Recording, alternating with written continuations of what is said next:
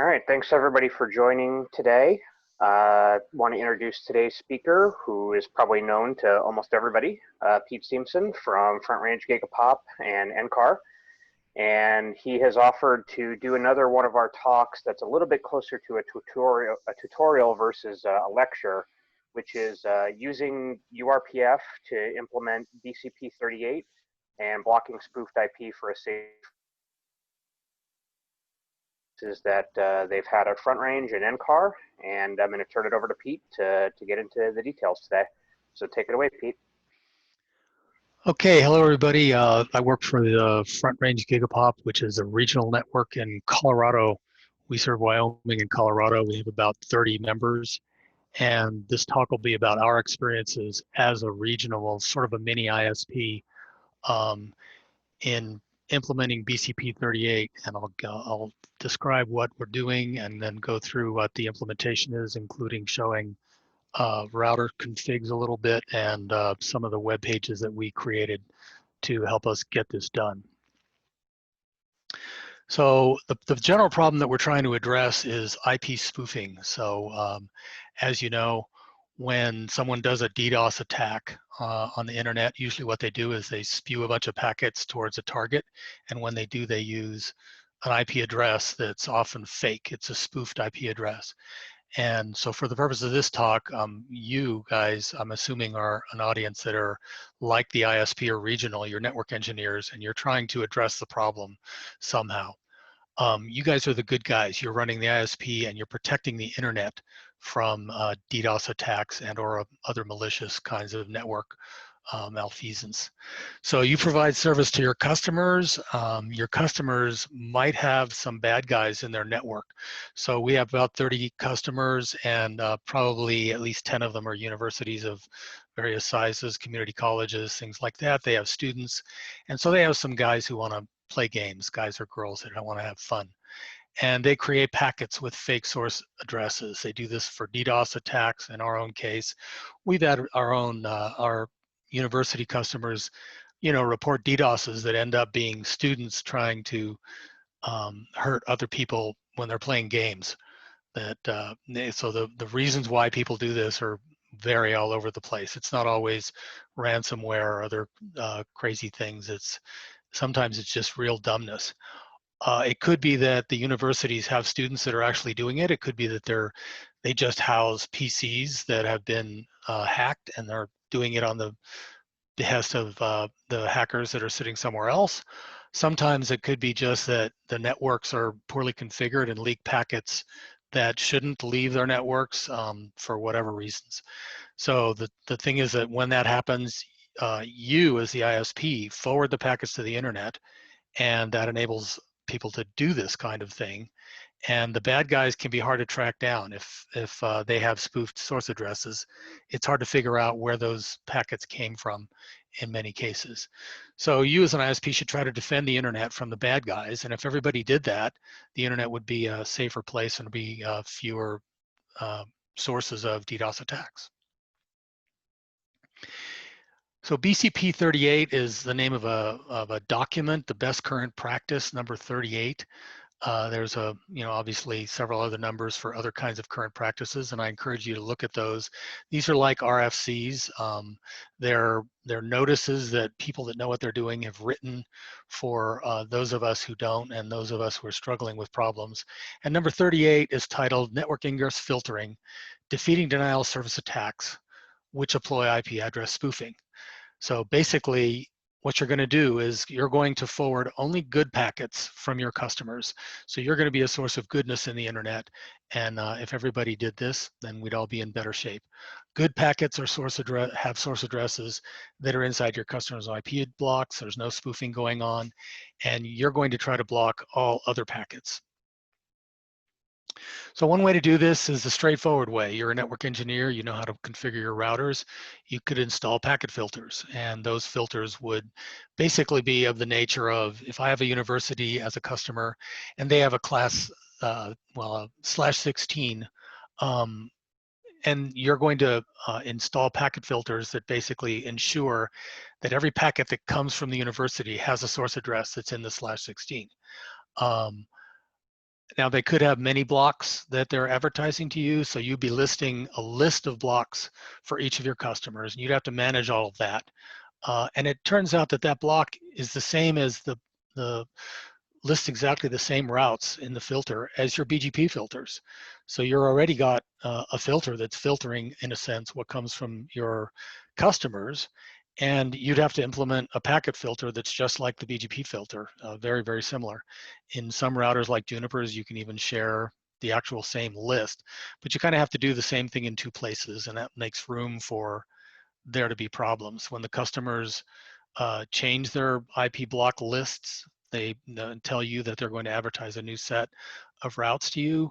You know, you have to update two places instead of one, and that opens up the door for problems and bad things to happen. It's easy to mess that up. So uRPF is here to help with that. Unicast reverse path forwarding. Basically, it builds filters using the routing information. So if you have BGP established with the university and they're already advertising their routes to you, you can use that list of the advertisements as the same filtering list for the packets that comes from those guys.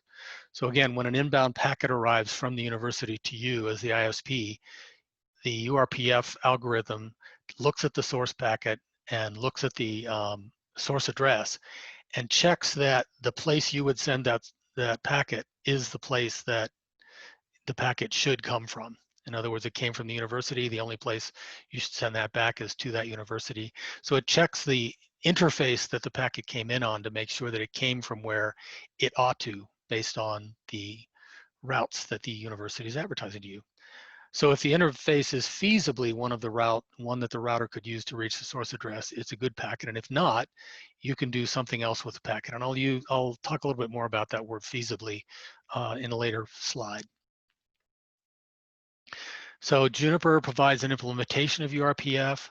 The way their implementation works is the algorithm works as I've described, inspecting the packets and comparing where the packet would be replied to the source address and the route that you're getting. And the router can decide what to do with a bad packet. That's a packet that was sent to you that has a bogus source address. It can either do nothing, as you know, before you started out, it can forward the packet as usual, or it can log what's going on, or it can block the packet, or it can log and block the packet. So that's all up to you which way that you want to go with this. And this turned out to be very useful for us as we deployed this, and I'll get into that a little bit later. So when you're implementing unicast reverse path forwarding, you can start out without damaging or touching your network or having any effect on your users. You can implement it and you can tell the router to just log the bad packets. What that means is it'll generate syslog messages that it sends to some server, and you can record them, and then you can inspect them and analyze them however you feel you need to, and that's all you can do. And that's nice and safe, where you can kind of halfway implement it without having any adverse effects. If you like it, if you like what it's doing, if you think that it's recognizing the correct packets as bad, you can log it and then turn on blocking of those packets. And of course, you want to do that carefully. And then when you're finally finished, you can decide, well, that's fine, it's all great, but I don't need to do all the logging anymore. It's just a lot of extra hooey, and I'll just block the packets outright once you trust that the system works. So this is implemented per interface. For us, an interface relates to a customer. So in a simple-minded way of looking at the front range Gigapop, we have 30 customers, and you can think of it as a one router with 30 interfaces. It's obviously a little different than that, but the point is that you can choose to impose this on customers one at a time. You don't have to do it whole hog on your whole site. You can choose to do one university, and of course talk to them about it when you do it, and log them, and then block them, and then maybe block only, and you can do it all individually. It is implemented like other packet filters, so you'll recognize this when it's on your Juniper. You can install terms to do extra things, and one of those things is you can decide that certain ranges of IP should bypass the packet filter, the RPF checking completely. There are reasons you might want to do that. So there's a couple things to consider when you implement this. If you do have multiple interfaces, in our case, for instance, we have universities that have 2 interfaces to the front range gigapop, or even 3. We actually have 3 routers in our core, kind of a triangle in Denver. And we'll have customers that have one connection to one of our routers and another connection to another router. And when you have multiple interfaces, that's where this notion of feasible path comes in. Obviously, if this were locked down somehow so that packets could only go out the interface that they came in, you might run into issues when you have failover conditions where one of your network connections to a customer is down and the other's up. And obviously, if reverse path forwarding didn't work and shut off an interface, or thought that packets were bad because the interface they came in on wasn't the one that was inspected, then things would break. So feasible path means that it checks the source address of the packet, and it basically says, if this packet, if I'm going to send it back out, if it's feasible that it would go out on a different interface than the one that it came in on, or the one that the BGP stuff is going on, there's the algorithm and the stuff in the router takes care of all that. And then of course you don't want to try to implement this on connections that have tens or hundreds or thousands of routes necessarily. If you have way too many routes, you just don't do uRPF. So we don't have uRPF turned on to any of the FRGP's provider connections, or even any large connections like Internet 2 or things like that. That's kind of an obvious thing to do.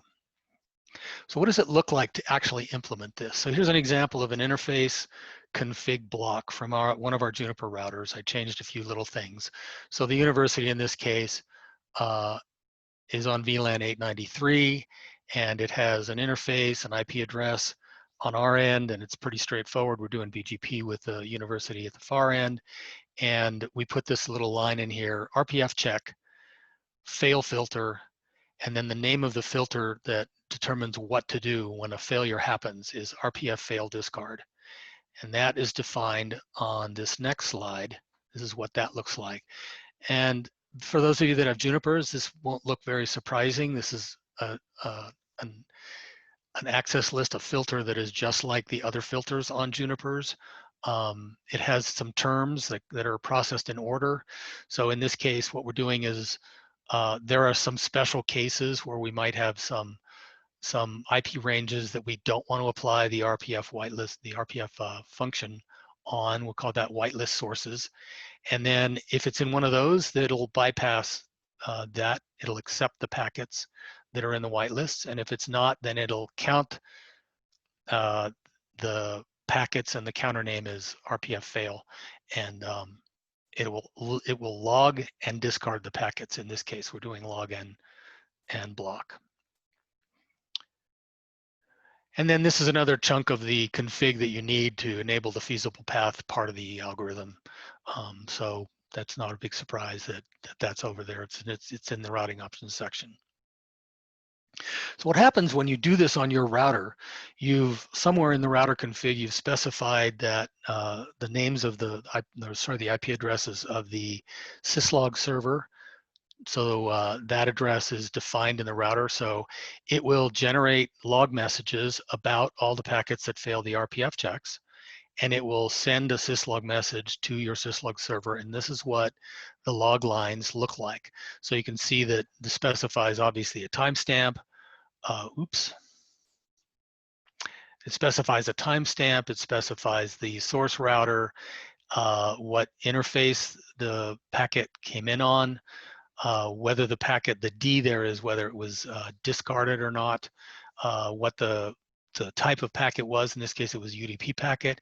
And then it has the source and destination IP address and the source and destination ports. And the router was smart enough to aggregate these, and these for 3 different packets, they had basically the same flow signature, and generated one syslog instead of multiple syslogs. And so here's 2 examples of what those logs look like. So the way we took it, we wanted to turn on uRPF checking, and we wanted to basically sell it to our customers. So our customers were sitting in a world that had no checking, and we wanted to convince them that this was a good idea, and we wanted to do it in a way so that they would have no arguments for why they might not want to do it. And we did present it from the point of view of, we're going to do this long range. We just hope that everybody agrees and we can get everybody to do it between now and then, so we can implement uRPF checking on all our customers.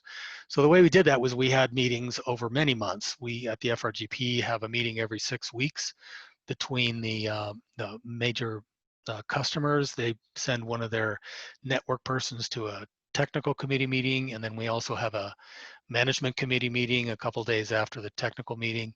This happens every 6 weeks. So we presented this whole idea to them as, you're in the FRGP and we all want to be good internet citizens, right? We want to protect the internet from us. And there's no legitimate reason that you ever would really want to emit bad packets. Why would you want to send them out of your site if the source packet is such that you can reasonably expect that the packets wouldn't come back to you? So what we'll do is we'll turn this on, but we want to, we don't want to hurt anybody, and we want you to be very comfortable with it. So first we'll turn on logging, and we'll show you the bad packets that you're emitting, and we'll do that for several months. And then we'll let you, inspect those logs, figure out whether they make sense. And if it's because you have bad configs in your network equipment, then you can quietly take care of your dirty laundry. You can turn on your own filtering so the packets never leave your site, or you can fix your router advertisements, or you can do whatever's necessary to kind of clean this up. And of course, we'll work with you on that. So putting the clean shirts in the right bin was just a way of saying, if you're not announcing a route and you need to, or your packets aren't in the right ranges for who you are, or whatever the reason is, you can fix things. And you can do that without anybody even knowing about it. So you don't have to, we're not going to discuss it at meetings, and we didn't really want to shame anybody into complying with this whole idea. But we said there's going to be a flag day sooner or later where we're going to change things, and instead of logging and forwarding the packets as we are doing now, we're going to start logging and blocking them instead. And we want to work with you for when that happens. We recognize that, mistakes can happen. We might not do something right. We might accidentally block something that shouldn't be blocked. And we'll also consider that you might want to do this with testing, such that you'll, if you have 2 links to us, you might want to do things like test your failover after we turn on blocking to see that, there aren't any leftover problems going on. And we'll give you plenty of warning, and we'll announce that these things are happening, and we'll work with you to schedule them on your time frame, so that we're not going to force this on you, I'm not going to do it to the entire FRGP at once. We'll do it in sets. That's what we ended up doing. Was we took like sets of 3 users, let's say, on a certain day, or 5 users on a certain day, 5 customers, and we turned them on all at once, and then dealt with whatever the repercussions were. So to make this happen, the logs that come out of the routers, the syslog messages, they're not real friendly. I mean, they're thousands and thousands of log messages with a whole lot of ugliness in them. So we said, we're going to write out, we're going to give you a way to look at those logs that is nice for a human. So we wrote a Perl program that reads the Juniper syslog files and writes HTML. It basically correlates and puts together things and puts them in a form that is friendly and nice, sorts them, and so on. And that way you can go at your leisure and look at those web pages over the several months that we run logging only, and decide what to do about them. And you can make a change and let the Perl program tell you, let the HTML pages tell you what the results are of the change that you've made. So I'll give you an example of what those HTML pages look like. And that again gives the customers a chance to track down and deal with the problem as they see fit. Now, I would say we had the gamut of response to this. We had some customers who did exactly what we kind of intended with this. They went and looked at their own logs and figured out what was wrong with their routes or with their packets and with their filters, and they fixed them quietly. There were other customers that did nothing at all. They just said, fine, whenever you feel like you need to turn on RPF, just do it, and we'll deal with it then. So some people wanted to work hard and take advantage of this, and some didn't. So the program runs once a day. We hooked it to logrotate, so we logrotate the, that's a Unix utility that rotates big files. Basically, if you have these huge log files and they collect up and they end up being, you know, many megabytes or gigabytes or whatever, you rotate them with the logrotate utility every time period that you choose. So once a day, we chose to rotate the files, which means make a copy of the current file, all the data that's accumulated during the day, and make a fresh new file so that the next 24-hour period is another new set of data, and that way you don't ever fill up your disks with log data, because another part of what logrotate does is deletes old files, keeps like a week's worth of files and deletes old ones, and kind of handles that whole issue. So basically, you get a new web page every day that shows a 24-hour period of your traffic. And we didn't try to do anything more interesting than that. We just basically said, there's a new one every day. If you want to save them or something like that, then go take a snapshot of the web page yourself if you want to compare and do stuff. We just provide web pages that change every day. And so this is what that looks like. If you go to the Front Range Gigapop website and you drill down to the statistics subpage, you'll find this if you follow the links. And so here's a list of FRGP customers. So not to pick on them, but CCCS is the Colorado Community College System, and they have 3 links to the Front Range Gigapops. They all go to our Core L3 router, and those are the interfaces that they hit on the router.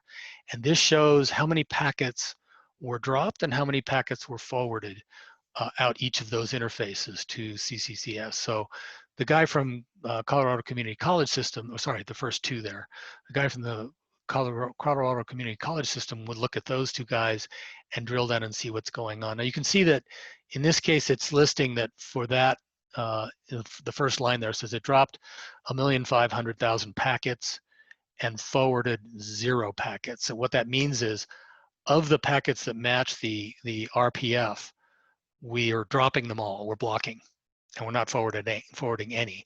When we first started this, as I mentioned, when we were logging and giving customers a chance to fix their dirty laundry, the forwarded column had a value. We were forwarding packets and then we weren't dropping any. And then as we changed each of them over to stop the forwarding and just log and drop, all of their packets moved into the dropped column. And what the network engineer at the Colorado Community College System would do is then click on the number to drill down to a more detailed description of his traffic. So I'll just stare at this for a moment, but basically what's happening is we're giving them a sorted list of flows that we're dropping. And in the first case here in the first row, during a 24-hour period, there were 66,000 packets that had a source address of 10.19.132.233, a destination of 50.7.78.228, and a source and destination port, and it shows the time window that happened. So although the page as a whole covers a 24-hour period, all those packets appeared during the time slot between May 29th at 7:35 and May 30th at 7:01.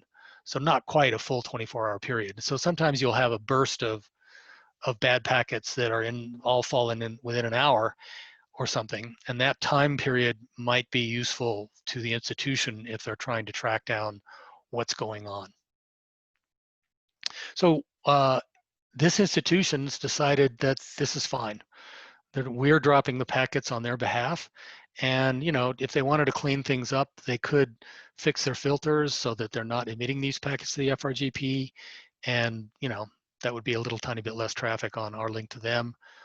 But they've decided that 1.5 million packets over 24-hour period isn't really all that much, and they don't have the time to clean things up, or they just simply don't care if there's a little bit of leakage going towards the FRGP. Here's another institution, same kind of thing. This is Johnson and Wales University, and they have some sites in Denver, and they've got much less leakage going on. As you can see, they're broken down that there's looks like 5 flows, and you can see there that some of the flows really happen inside of blocks of time instead of being evenly spread across the 24 hours. We let the customers chew on the statistics. We gave them the logs for several months. And then we really went in blocks with each set of customers. We gave them a date and we said, we're going to turn on blocking at this date and time. And if there's any kind of bad problem, we did it, in the mornings at 6 a.m. or something like that. And we worked during an hour or so with them to see if there were any problems. For the vast majority of them, there weren't. And we said, if there are problems, worst case, we'll just back out. We'll just turn it off. And we can go back and re-examine and come back and try another day. So you don't have to do everybody at once. You can do each customer individually in our case, or you could even do individual interfaces if you wanted to. In our cases, we have individual interfaces not only for redundant connections, but we also have different VRFs for access to Internet 2 or not access to Internet 2 or things like that. Again, you may run into issues with customers that have multiple connections, so it's a good thing to test this and see how it's working when you turn it on. And then there's this weird thing where some routers, if you ping them, they respond, but they don't respond with a ping packet that lists the source address that they're sending the packet to you from the customer. So this made things a little bit strange. So in other words, that can break how some of this works. And so we have some customers with a range of IP addresses that they sort of want to be excused from the RPF functionality. So we have a whitelist that lets them do that, and you can use that as you need to. I've reached the end of the talk. I'm happy to take questions, and the Perl script that we wrote that does all this work is available at that URL. So you're welcome to go and get that if you're interested in doing this yourself and going through what we went through to make it all work. So with that, I'll take questions. All right, well, thanks, Pete. Interesting stuff. So anybody who does have questions, please type them into the chat room. I have a couple that I sort of jotted down just to get us started here. Any interesting stories of sort of either, good reactions that you had to this from your customers? You actually were able to sort of stop an event from happening, or, equally, if there was anything bad that really happened that had to have you back things out, or take evasive action once it was implemented. Of course, you could protect the innocent or the guilty if you need to. I guess the biggest thing that I can remember that went on was one of our customers has multiple connections to us, and we turned on the RPF and some things started breaking, and they discovered that their route advertisements were not right. They intended to have, if they have two connections to us, they want the route advertisements they make to us should be the same on both sides. And people play interesting games with things like, they want one of their connections to the FRGP to be their primary and one to be the secondary, and they only want to fail over, because this often happens because one connection is higher speed and one is lower speed, and so they want to favor the one that's higher speed, and then they'll tend to do things like forget about the backup connection and go change their routing tables, and that works fine. And then later on in a failover situation, you find out that it's the RPF code that's kind of messed things up and caused it to be a problem.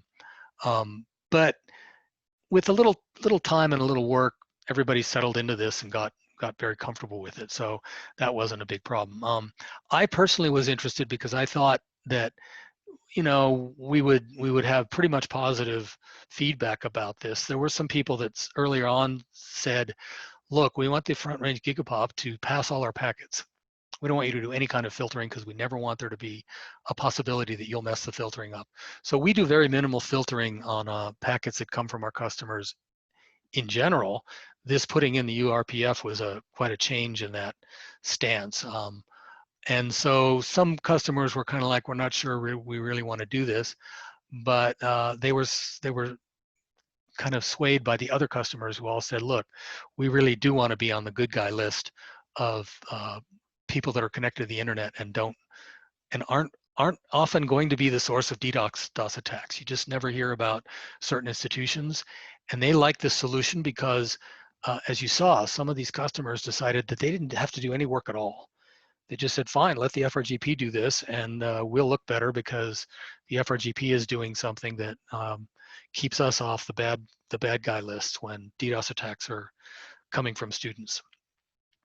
So other than that, I think it had about the same, it took a while to write the Perl scripts and get everything settled down so the web pages really did reflect reality. And it took a while to get through the process. This probably from start to finish, this probably took like 8 months or something from when we first proposed it to when we turned on RPF. And now our stance with everybody is, look, we're running RPF. You don't have much choice in the matter. And new customers understand that when we talk to them, that they can expect their packets to be filtered. So I hope that answers the question. Yeah, that got that one. So we've had a couple more come in. Andrew wants to know, how are you maintaining the list of addresses to allow through the fail filters? Are customers good at updating valid source addresses that aren't part of their BGP advertisements, such as link addresses from other providers? Well, I guess I'm not sure that I get the question because they shouldn't be advertising when you're saying link addresses from other providers, I think what you mean is the point-to-point addresses that are on router interfaces at the customer site that go to other providers. And they're pretty good about bugging us about that if that's getting blocked. I think I understand the question. We did have some issues like that with one of our customers that, they found that they couldn't, when they were troubleshooting, they couldn't ping addresses on the little point-to-point links that connect them to other providers because the RPF check would block it out. And they'd send us an email, we put it in the whitelist, and we'd move on. So they're pretty good about doing that, and if they're not, they seem to get impacted instead of us. We don't get the report. In other words, some of our customers are better about understanding what the RPF is doing and how it works, and they'll call us with a request to add an IP address range to a whitelist. Other customers let it happen and then report it as a regular network problem, and we have to remind them that, oh, hey, the RPF is there stepping in to mess things up, and then we go whitelist it for them, and then we get on with our business. So I'd be happy to follow up on that if I didn't hit if I didn't answer that one correctly. Okay. Andrew can type in the chat room if you didn't. We have two questions that are talking about the same thing from Michael Lambert and Hans. Basically revolving around RFC 1918 addresses. Do most drop packets have RFC 1918 source addresses? And Hans has a different spin on that. Is there an ability to ignore the private addresses, or do you have to sort of pay attention to them? Yeah, sure. The answer is yes. They do all tend. A lot of them have 10 dot addresses in the source field, and the way we look at it, we're kind of like, you guys should be filtering these on the way out, right? I mean, why are you advertising? Why are you sending packets with 10 dot addresses out to us anyway? And we're telling them, as you saw in those log pages that I put, we're showing them that, yeah, okay, you're doing it. And if it were me, I would be like, ooh, that's sloppy. That's sort of like, I don't even want that. I would have fixed that. And some of our customers did. They fixed that the first day they saw the log files, or the second day. So yeah, they're mostly 10 dot addresses. And it's a lot of them, and I'm kind of surprised how much leakage there is. You would think that it's pretty easy to drop in blocks. We did have one customer, Colorado State University has a kind of an active research efforts going on, and they wanted us to give them a way to allow them to send out spoof packets for research purposes. They actually have some grants for projects that do try to track down hacking in the internet. And so we agreed on some ranges and put those in our whitelist so that they could generate packets for testing certain things and going in and out. But yeah, the answer is yes. They're mostly turn out to be RFC 1918, almost always 10 dot addresses coming from inside, and it's up to them. As I said, I kind of thought when we started this, I really did think we would show people this stuff and they would say, oh, we should clean that up. That's dirty laundry. And some of them have a whole different attitude. They're like, yeah, we don't care. Let them flow out. You know, if the FRGP blocks them, great. If they don't block them, it's not that big a deal because no packets are going to come back if the source address is unroutable. And so, yeah, it's nice for the FRGP to do this for the good of the internet or whatever, but you know, we don't have to go and spend too much time fixing it ourselves. Okay, so that was all the questions that we had right now. You know, I guess I'll just throw out sort of a comment to people to maybe get them to respond in the chat room. Is this something that you are doing on your regional network? For those of you that represent regional networks, and for those of you that aren't doing it, you know, is this now compelling enough argument for you to look into it? So I'll just sort of let that sit for a minute and see if anybody wants to respond. I know on a regular basis, we often hear questions about, you know, the upstream providers needing to protect against these sorts of things. So, you know, it sounds like this wasn't too much work for you guys. You said about 8 months, start to finish, with a couple of hiccups in between. But now that it's running, it's mostly set and forget, right? Yeah, it is. And the most work we had to do, there was a bit of scheduling just to get everybody to understand what days we were imposing this on them. And there was the work to actually write the pro program. So I wrote it, and it, you know, it took, I would estimate it probably took like a man week or something like that of time, realistically, fixing bugs and making the HTML pretty and finding other ways to reduce the impact as much as possible on our customers. And since that's available now, please go and you know, feel free to grab the source. You'll find stuff in it. You're going to have to do some effort to make it work at your site. There's probably some stuff in there that's completely specific to ours, but all the sections that parse the syslogs and put things together into HTML page are all going to be the same for everybody. So, and I would encourage you to go ahead and do this just because it's kind of what ISPs ought to do at every level to make the internet a better place. Okay. So 2 comments and then a question. So it says that the CC star solicitations often do require proposals to contain text about BCP38. That is true. I know that that's sort of started to leak into the recent round that came out. Byron says that Learn is not doing it, but they're going to investigate. Jim wants to know, for campuses not caring about the packets they're sourcing, have there been any cease and desist or complaints sent your way as a result? Yeah, so what we do is we do everything we can to bob and weave and duck out of the way, you know. So we've gone and swept all our ARN records as much as possible so that they get the address, the abuse emails and so forth instead of us. We used to, like, you know, 5 years ago, we used to get a lot of them, and we used to go through a little dance of manually getting in touch with the people that are sourcing the packets and going and asking them to deal with whatever's going on. And now it's all blocked, and it's all automated if people want to go track them down on the cease and desist orders. So we don't have any more of those. So I think that's our mechanism. This didn't help us too much with that, because that usually has to do with you know, digital rights of media, movies, and games being stolen and so on. I guess I didn't answer that one very well, but every little part of this puzzle helps. Implementing something like this, we're happy with the results now that we're done. And it has been now that it's set in place. I haven't looked at. I literally before this talk we had replaced the server that this stuff runs on, and there had been a 2-month window where the HTML pages didn't exist. Maybe it was about 2 months or 3 months, and I didn't even get any notice. There certainly was. Every one of our customers has used the website to get to a point where they're comfortable. So now it is kind of, we can forget about it. And if they change their routing lists, we don't have to adjust. We don't have to do too much. We just rewrite our BGP filters. Okay.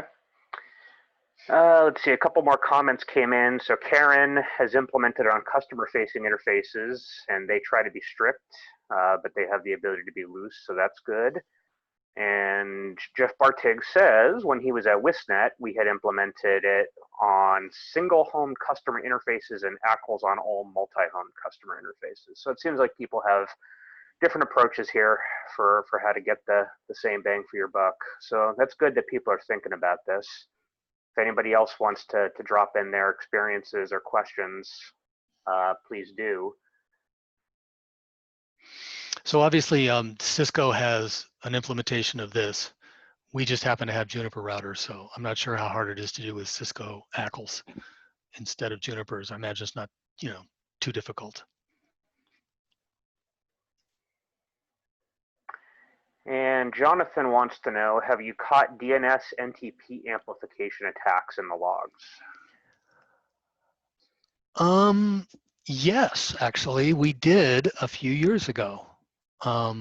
I do remember working with one of our customers on this, and this helped.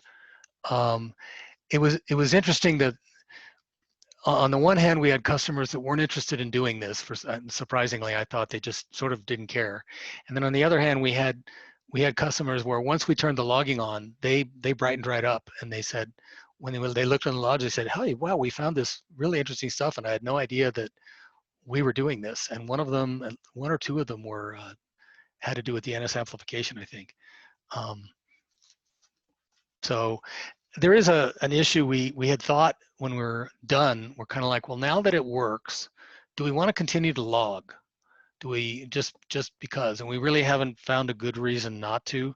The load on the systems and the syslogging messages isn't high enough to cause a real big problem. So I'm trying to remember what the sizes are. It's like in the range of hundreds of megs of logs.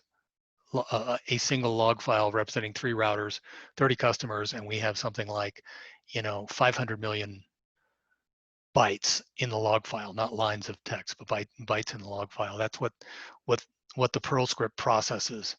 And so if the systems can easily keep up with it, it doesn't seem to bother us in terms of extra load. So we are leaving it there, and I assume that sometimes our customers go and look at them. But I haven't had to deal with this in the last 2 years, I think it's fair to say, or at least over the last year. I haven't really messed with this uRPF stuff. We put it in place and it works and it leaves you alone. Okay, and then one last comment. Joey says that University of Central Florida is doing this using VLANs on their Ciscos. And he likes the idea of the Perl script too. So you may have a couple converts here, Pete. Sounds good. And I'll be happy to help if I can with that, with the Perl script. Okay. Well, I think we may be out of questions, so I'll thank you again for your time on this today. Really great stuff, and we'll make sure that this video and the slides are posted into the usual locations if people want to share this with anybody at their networks or their campuses. This is important stuff, especially as we all convert ourselves into different use cases for the networks over the next year here. So hopefully this will be useful for people. All right, well, thank you. Yep, thank you, Pete. And next week, for people who are still listening, we're going to have a continuation of another Zeek topic that Fatima from ESNet did a couple weeks ago. She did sort of a beginner's view of Zeek. We're going to be looking into a little bit more of an advanced use case next week. And it'll also sort of be in the tutorial format. So hopefully people, if you have a Zeek instance or you know somebody who's running one, send that person to the talk and you can get a little bit more information about how to use that on your campus. So hope everybody has a good weekend, and we'll talk to everybody soon.